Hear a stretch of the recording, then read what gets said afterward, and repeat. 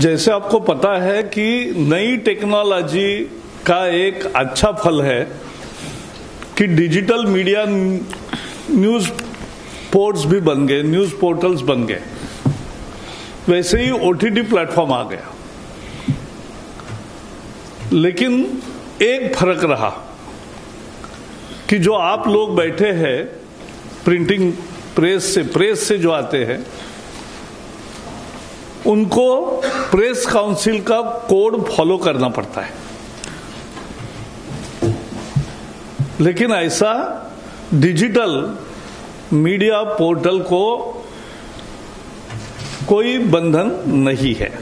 केंद्र सरकार ने ओटीटी प्लेटफॉर्म्स के लिए गाइडलाइन जारी कर दी है। इसका ऐलान गुरुवार को केंद्रीय मंत्री प्रकाश जावड़ेकर और केंद्रीय मंत्री रविशंकर प्रसाद ने किया। ओटीटी प्लेटफॉर्म्स के लिए सरकार की ओर से 3 फ्रेमवर्क बनाए गए हैं। हालांकि ओटीटी प्लेटफॉर्म का रजिस्ट्रेशन जरूरी नहीं किया गया है, लेकिन उनसे सभी जानकारी मांगी गई है। केंद्रीय मंत्री प्रकाश जावड़ेकर ने कहा कि अखबार को प्रेस काउंसिल के कोड का पालन करना पड़ता है, टीवी को केबल एक्ट पालन करना पड़ता है, लेकिन ओटीटी के लिए कोई नियम नहीं है। सारे प्लेटफॉर्म्स के लिए एक जैसे नियम होने चाहिए। ओटीटी प्लेटफॉर्म पर संसद में इस सत्र में 50 प्रश्न पूछे गए। हमने ओटीटी प्लेटफॉर्म के साथ चेन्नई, मुंबई और दिल्ली में चर्चा की। केंद्रीय मंत्री प्रकाश जावड़ेकर ने कहा कि मैंने ओटीटी कंपनियों से कहा है कि आप टीवी वालों की तरह सेल्फ रेगुलेशन करें, लेकिन नहीं हुआ। मैंने फिर कहा कि 100 दिन में बनाओ, लेकिन नहीं हुआ। इसलिए हमने तय किया कि एक फ्रेमवर्क होना चाहिए। हमने प्रेस फ्रीडम के लिए लड़ाई लड़ी, आपातकाल के दौरान जेल गए। ओटीटी के लिए 3 स्तर का फ्रेमवर्क होगा। केंद्रीय मंत्री प्रकाश जावड़ेकर के मुताबिक अब ओटीटी और वेबसाइट को अपना डिस्क्लोजर देना होगा। रजिस्ट्रेशन जरूरी नहीं कर रहे,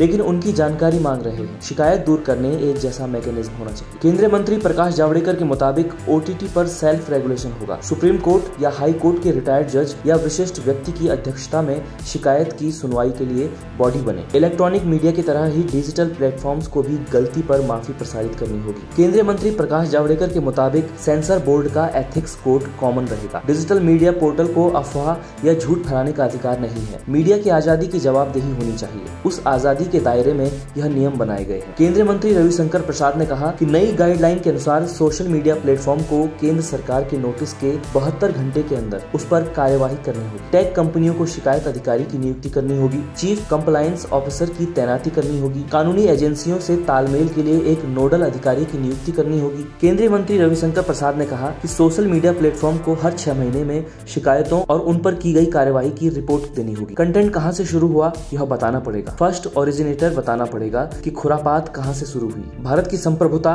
कानून व्यवस्था, हिंसा आदि के बारे में पहले ट्वीट किसने किया। केंद्रीय मंत्री रविशंकर प्रसाद ने कहा सोशल मीडिया प्लेटफॉर्म को स्वैच्छिक वेरिफिकेशन यूजर का ऑप्शन देना होगा। अगर किसी यूजर का कंटेंट हटाया जा रहा है या उसकी एक्सेस रोकी जा रही है तो उसे बताना पड़ेगा कि ऐसा क्यों हुआ। हम 3 महीने में इसे लागू करेंगे।